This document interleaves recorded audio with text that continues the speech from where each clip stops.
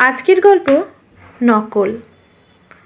মহাদেব কিনা শাঁখা সিঁদুর পরা বউ নিয়ে এলো। বাপ ছিল ভাগ চাষি। দুই ছেলে সহদেব ও মহাদেব। তাদের নিজের জমি নেই, না থাক। পরিশ্রমী, ভাতের অভাব নেই। ভাদ্র মাসেও গোলায় ধান থাকে।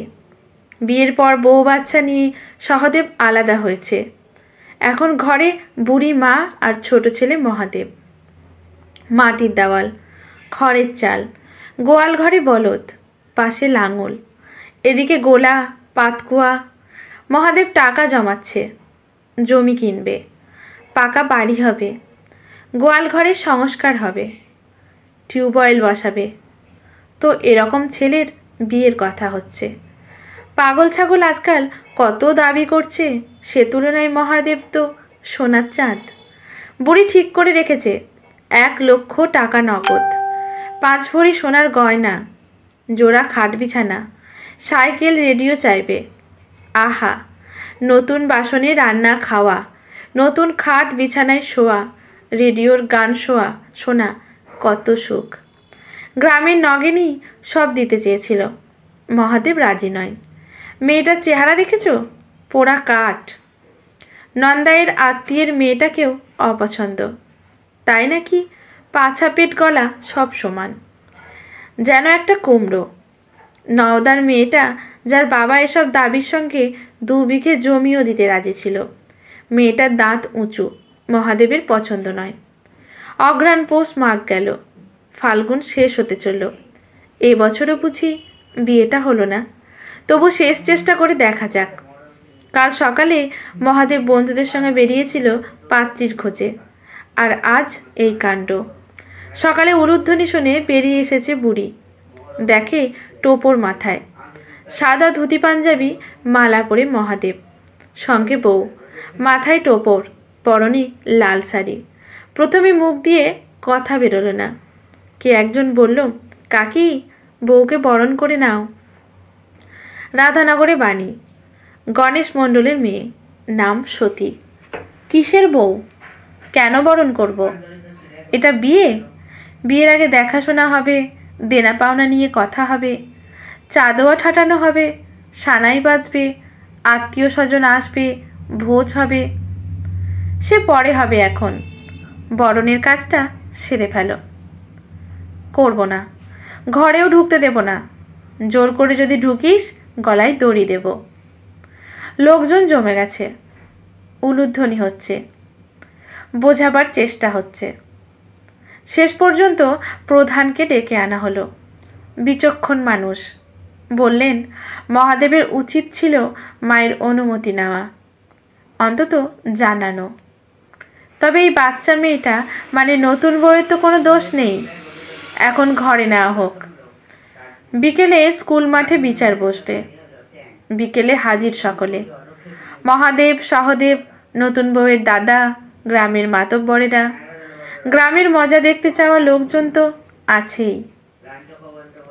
বুড়ি বলল, ওই ছেলেকেই তো 10 মাস গর্ভে ধরেছি, মানুষ করেছি। সে কি করে না জানিয়ে বউ নিয়ে আসে, তাও আবার শুধু শাঁখা আর সিঁদুর পরিয়ে? প্রধান বললেন, সে তো ঠিকই, মায়ের তো একটা দাবি থাকতেই পারে।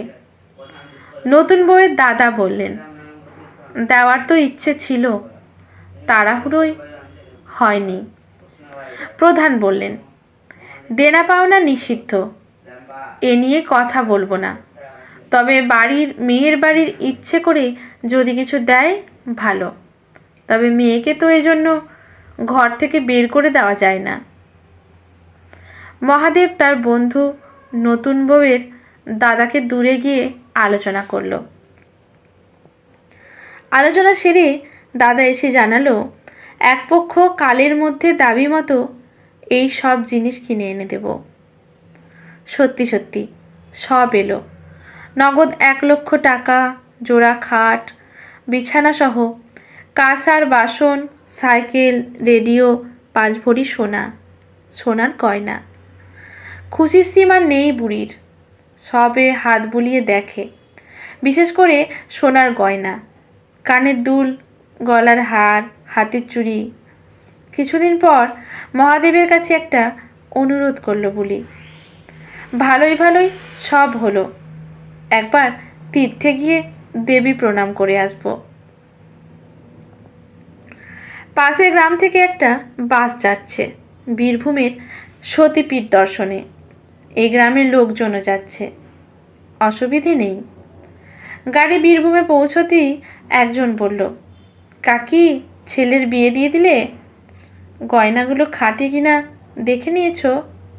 ও মা, দেখার কি আছে? আছে আছে। আরে, মেয়ের বাবা তো দিনমজুর, সে 5 ভরির গয়না কোথা থেকে দেবে?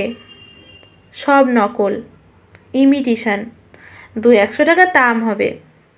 আর যে খাট, বিছানা, বাসন পেয়েছ, তার টাকা দিয়েছে মহাদেব, তার জমানো টাকা দিয়ে।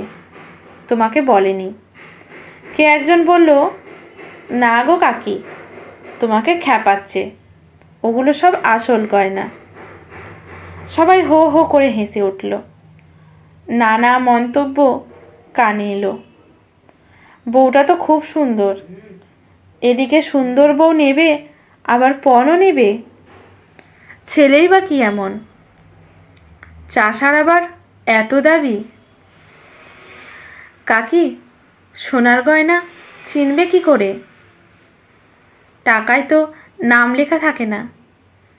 কি করে বুঝবো টাকা মেয়ের বাপের নয়, মহাদেবের? সতীপীঠের এক এক পিঠে সতীর এক এক অঙ্গ পড়েছে। কাঙ্গালিতলায় সতীর কাকাল, বক্রেশ্বরে মন, ফুল্লরায় ঠোঁট, নন্দিনীকেশ্বরীতে কণ্ঠহার, ললাটেশ্বরীতে কণ্ঠনালী। দেবী দর্শন, পূজা, প্রসাদ গ্রহণে মায়ের মন নেই। শুধু ভাবছে, ছেলে এমন মিথ্যে কথা বলল, সে মা, পাপ হবে না? মেয়েটার রূপে মজলি, আর কিচ্ছু ভাবলি না? জীবনে টাকা পয়সা জিনিসপত্রেরও যে দরকার আছে। গণ্ডমূর্খ, ঘরে ফিরি, তারপর দেখব ও মেয়ে নিয়ে তুই কি করে ঘর করিস। এদিকে মহাদেব নতুন বউকে নিয়ে ঘুরতে বেরিয়েছে। নতুন বউ সতী, সত্যিই সুন্দরী। এরকম মেয়ে বড়লোকের ঘরেও সচরাচর দেখা মেলে না। সস্তা লাল রঙের শাড়ি, কানে ইমিটেশনের দুল, গলায় ইমিটেশনের হার, হাতে ইমিটেশনের চুড়ি। তবু কি সুন্দর দেখতে লাগছে। মনেই হচ্ছে না এই গয়নাগুলো নকল। ইমিটেশন আসলে সোনার তৈরি নয়। সতীর সারা শরীর দিয়ে যেন আলো ঠিকরে বেরোচ্ছে, সেই আলো। এক কথায় সৌন্দর্যের কাছে আসল নকলের বিচার তথা প্রসঙ্গ অবান্তর হয়ে পড়ে। গল্পটির কলমে বিজয় কুমার বিশ্বাস। আজকের গল্পটি এখানেই সমাপ্ত।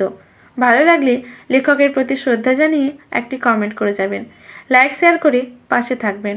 ইউটিউব থেকে দেখলে চ্যানেলটি সাবস্ক্রাইব করে বেল নোটিফিকেশনটি অল করে দেবেন।